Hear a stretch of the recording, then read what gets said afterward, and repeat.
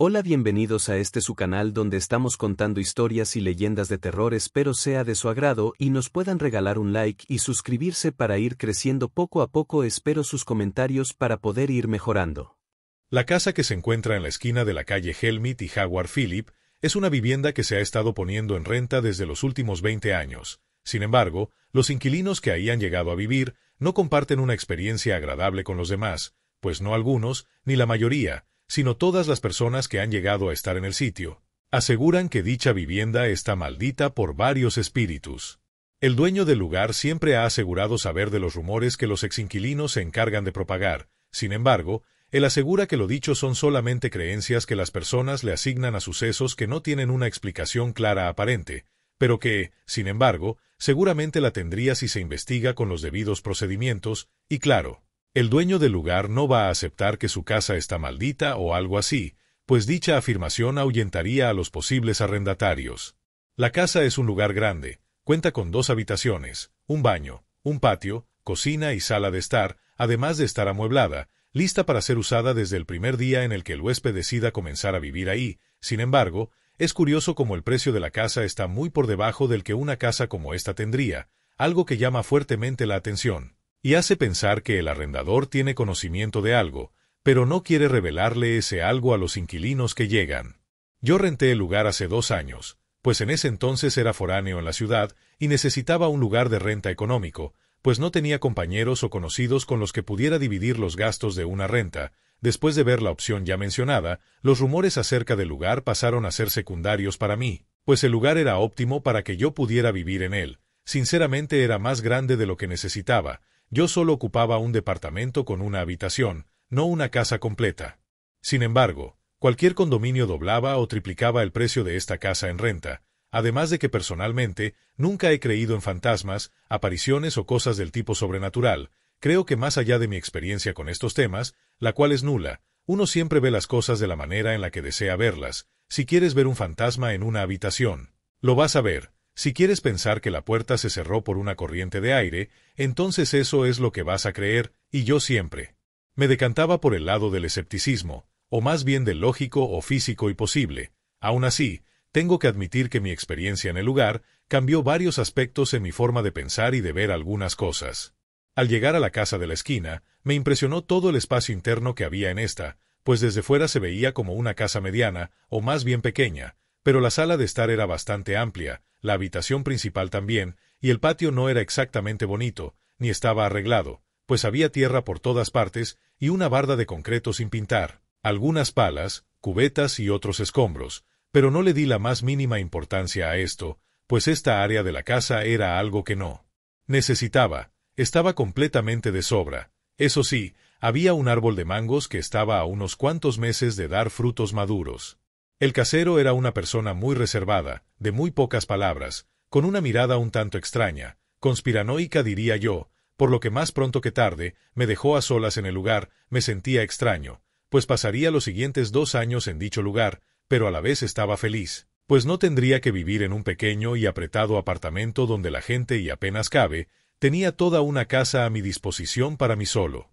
Durante mi primera noche en la casa, desperté en la madrugada, eran pasado de la 1, cuando escuché unos leves golpeteos en el techo, o por lo menos arriba de mí. No sabía a qué se podía deber. La primera impresión que me llevé es que el árbol del patio que había visto cuando revisé el patio junto con el casero, había empezado a dejar caer frutos, los cuales estaban haciendo el sonido que me había alertado. Salí a verificar esto, pero al árbol del patio le faltaban 1 o 2 metros para que sus ramas pudieran quedar encima del techo de la casa, por lo que mi idea original fue descartada inmediatamente. Pensé en subir al techo y ver qué era lo que golpeteaba con tanta insistencia alguna parte de la casa por encima de mi cabeza, pero era demasiado tarde y no tenía ánimos, y tampoco posibilidad de llegar al techo en medio de la madrugada, por algún sonido que seguramente dejaría de sonar en algunos minutos. Así fue, volví a la cama y sin darme cuenta, me quedé dormido de nuevo. En la mañana siguiente, pensé que quizás había sido un error ignorar el golpeteo del techo, pues en este mismo apareció una pequeña mancha de humedad, la cual estaba totalmente seguro de que la noche anterior no se encontraba ahí, pero salí apurado hacia la universidad y pensé que al regreso llamaría al casero para avisarle sobre eso, para que la mancha no empezara a gotear y no fuera más difícil de repararse con posterioridad. Cuando estaba en el campus, empecé a recordar el suceso de la noche anterior, y aun a sabiendas de los rumores que hay al respecto de esta casa, recordé que en ningún momento pasó por mi cabeza el hecho de que el sonido que escuchaba se debiera a algo paranormal. De hecho, más que nada fue una molestia, en lugar de miedo, lo que el percance me hizo sentir, lo cual me hacía sentirme todavía confiado de que en la casa no acontecía nada de índole paranormal. Cuando volví a la casa por la tarde, la mancha de humedad de la habitación principal era un poco más grande. Lo peor es que empezaba a tornarse en una tonalidad negra y marrón, lo cual resultaba extraño a la vista. Me comuniqué con el casero, y este me dijo que en el transcurso de la semana iría a revisar la mancha de humedad. En ese momento tuve la sensación de que el casero solamente me seguía la corriente, y que antes ya había recibido quejas de ese tipo, las cuales nunca atendía, en sabía por qué, pero era la impresión que tenía. Al caer la noche, el tamaño de la mancha era el doble de lo que era en la mañana, y la negrura dentro de ella se intensificaba. Había un patrón de ramificación que se formaba en el radio de la mancha. Era extraño, parecían venas de color gris que surcaban el techo, teniendo como origen el centro de esta mancha. Lo único que pude hacer en ese momento fue mover un poco la cama hacia la ventana, pues la mancha quedaba justo donde ponía mi cabeza, y de empezar esta a gotear, el líquido caería en mi cara. Preferí evitarme ese disgusto y mover la cama. La mañana siguiente ocurrió algo demasiado extraño. La mancha seguía ahí, pero se había movido. Moví la cama más o menos 1 metro de manera lateral, pero la mancha seguía apuntando hacia mi rostro. Me puse de pie y vi el sitio en el techo donde se supone que antes estaba mácula. Fue algo muy desconcertante, pero no podía hacer nada al respecto. En ese momento pensé que quizás había calculado mal el lugar donde se encontraba la mancilla, pero estaba casi seguro de que no fue así. Pero ¿cómo era posible que una mancha en el techo se hubiera movido? Me fui a la universidad, y cuando volví la mancha seguía cambiando. Ahora era mucho más grande y empezaba a gotear un extraño y pegajoso líquido negro. Parecía un tipo de aceite o algo así. Lo peor es que estaba goteando encima de mi almohada. Moví la cama de nueva cuenta y volví a llamar al casero, a lo que respondió lo mismo de la vez anterior, que haría lo posible por ir en el transcurso de la semana. Moví la cama en una dirección en la que estuviera seguro de que la mancha no quedaba ni siquiera cerca de mi cabeza y me acosté a dormir.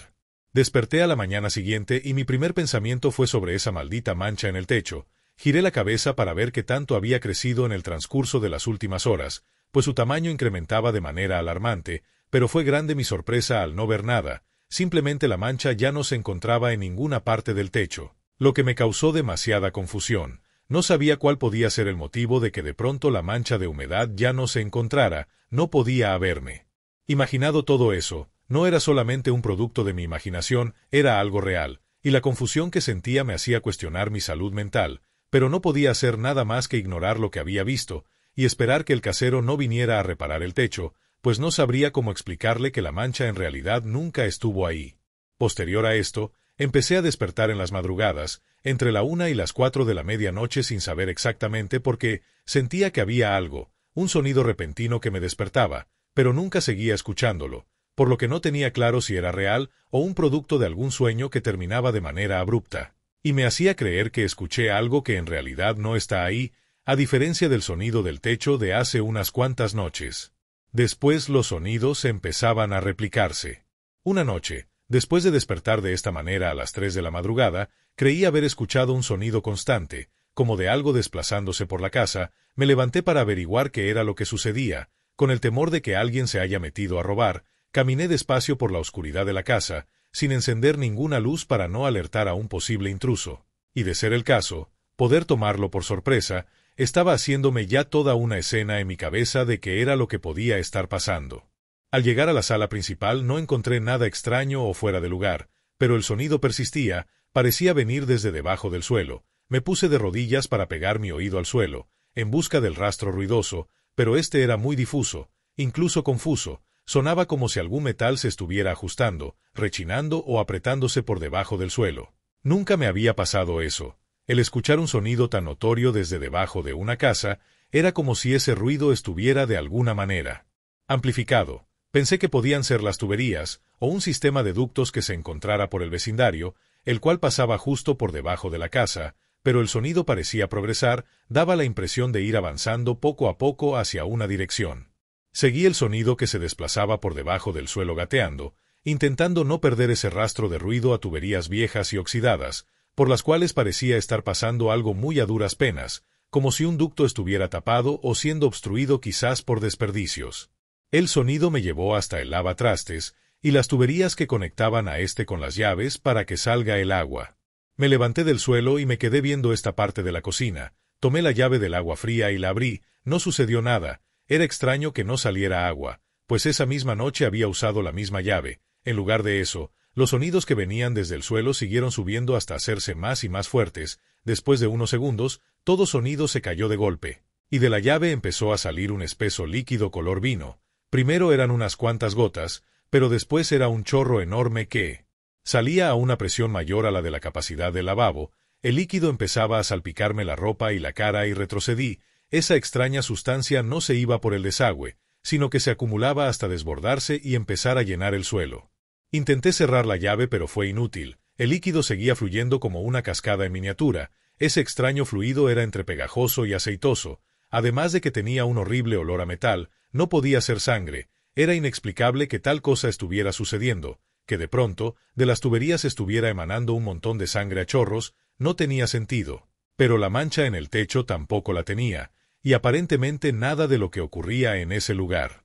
Corrí a buscar algo para tapar el grifo y evitar que el suelo se llene por completo del fluido. Encontré una camisa, pero para cuando volví a la cocina, no había nada. Cuando digo que no había nada, me refiero a que todo estaba en orden. El fluido había desaparecido de todos lados. La llave que había abierto emanaba agua común y corriente, cristalina. Me quedé parado viendo la cocina por minutos, tratando de encontrar una explicación a lo que había visto, pero aparentemente no había ninguna. Las manchas oscuras que habían salpicado mis manos, mi cara y mi ropa ya no estaban por ningún lado. De pronto todo se detuvo y se fue sin dejar rastro. Esa noche no pude volver a conciliar el sueño, y me quedé toda la noche pensando en qué era lo que me estaba pasando, porque empezaba a ver este tipo de cosas, porque me pasaba esto solamente dentro de esta extraña casa, y nunca en otro lugar, o acompañado de personas. Empecé a creer que estaba volviéndome loco, que tal vez así empiezan.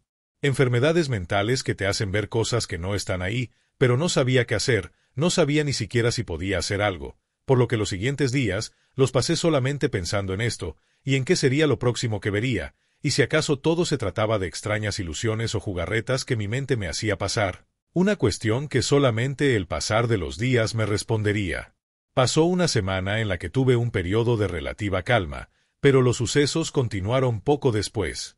Como ya empezaba a ser costumbre, una madrugada me despertó un sonido. Este era diferente a los que había escuchado anteriormente. Lo que escuché me daba razones de peso para pensar que alguien no intentaba, sino que ya se había metido a la casa, a la parte del patio exactamente, pues podía oír cómo revolvían tierra seca, como si alguien estuviera escarbando con una pala.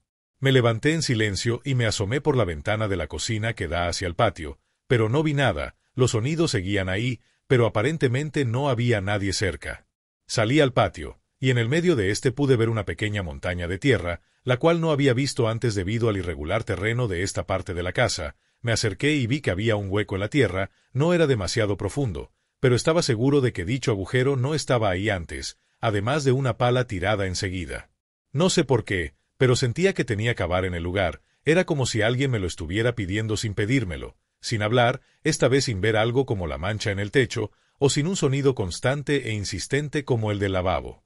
Tomé la pala y empecé a hacer más profundo el extraño agujero de tierra del patio. Cavé durante buen rato, más de una hora seguramente, hasta que la punta de la pala topó con lo que en ese momento pensé que era una piedra entre la tierra.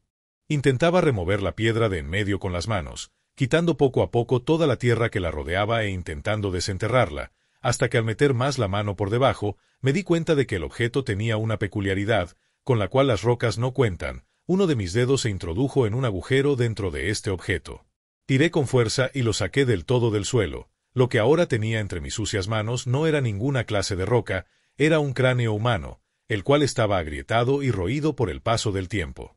Salí del agujero con el cráneo en la mano, entré a la casa y llamé a la policía. Me quedé esperando a la patrulla que me dijeron habían enviado, sentado en la entrada de la casa, con los pies descansando sobre la banqueta y el cráneo en mis manos. Sé que no debía hacer esto, debía de haber dejado todo lo que encontré en el lugar donde estaba. Peor mi miedo de que la policía de pronto llegara a mi casa, y que los restos humanos que encontré de pronto desaparecieran, al igual que la mancha en el techo. y la sangre que salía del lavabo me hacían tener esta incómoda y siniestra precaución. Vi el cráneo, lo sujeté fuerte con las manos, rogaba porque de pronto no se desvaneciera, pues entonces mi llamada iba a ser sumamente sospechosa, y seguramente empezarían a investigarme como un loco, quien ve cosas donde no lo están, o por otro lado, alguien que hace llamadas falsas a la policía, pero en el momento en el que llamé, era tal mi impresión, que no había considerado que los restos desaparecieran de la nada, pues no sería la primera vez que esto me sucedía. Llegaron 2 patrullas. Sentí un gran alivio cuando desde la lejanía un policía me pedía que dejara el cráneo en el suelo, que me diera media vuelta y que me mantuviera quieto. Después de que me llevaron a la estación de policías y de hacerme un largo y tedioso interrogatorio, me dejaron libre. Me ponía nervioso que me preguntaran cómo era que me di cuenta de que en el lugar había algo enterrado, a lo que respondí que me parecía extraño que estuviera ahí todo ese material de construcción. Luego dije la verdad, que había empezado a escuchar sonidos provenientes del patio y que, al ver el agujero, lo terminé de cavar para ver qué era lo que habían puesto en ese lugar. Encontraron 6 cuerpos enterrados en el patio de la casa, 4 en el subsuelo y los cimientos, y 2 en el desván. Cuando esto sucedió, el casero desapareció por completo, se fue sin dejar el más mínimo rastro de hacia donde se había ido. Parecía que tenía un plan de huida ya maquilado, el cual pondría en marcha ya que fuera descubierto. Por obvias razones, no podía seguir quedándome en el lugar, por lo que me mudé a otro departamento, uno chico, de precio bastante más alto que la casa de los cuerpos. Después de eso no volví a despertar en la madrugada por el extraño sonido de algo que parece querer llamar mi atención. Bueno, sí me sucedió, pero solamente en una ocasión. Una noche en el nuevo departamento, y a tan solo pocos días de lo sucedido, desperté a la 1 de la madrugada, pues sentí que un leve susurro me había llamado. Al abrir los ojos, vi como 12 sombras me rodeaban a los pies de la cama. Por alguna razón no sentí temor, solamente me quedé sentado viendo como cada una de esas 12 sombras se iban desvaneciendo en el aire. Iban desintegrándose poco a poco, como pasando hacia otro lugar para ya no volver nunca más aquí. Después de eso no volví a vivir nada similar, ni tampoco supe sobre ese extraño hombre de mirada sospechosa. Esa experiencia es algo que me marcó de por vida, pero a veces, recordándolo todo, me da gusto haber podido descubrir los cuerpos en el patio, lo cual nunca hubiera podido lograr si no hubiera recibido esos extraños y peculiares indicios, los cuales hasta hoy no termino de entender de qué manera era que hacían posible sus manifestaciones.